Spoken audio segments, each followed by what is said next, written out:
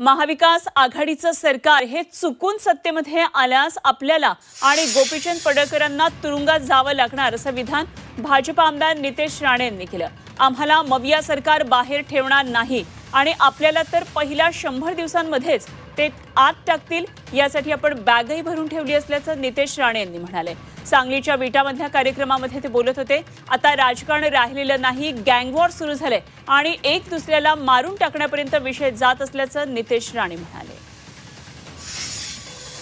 या ऑक्टोबरमध्ये होणाऱ्या निवडणुकीमध्ये चुकून फक्त चुकून अगर महाविकास आघाडीचं सरकार परत आलं तर मग तुम्ही आम्हा लोकांना कुठे बघाल याचा विचार करून टाका। आम्ही काय 6 महिन्यामध्ये दोघंही तुम्हाला कोल्हापूरच्या मुख्य जेलमध्ये भेटू, आपसात गोट्या खेळत असू आम्ही आवरात। आम्हाला काही लोक बाहेर ठेवत नाही। मला तर पहिल्या 100 दिवसातच आतमध्ये टाकते, मला माहिती आहे, मी बॅगच भरून ठेवलेली।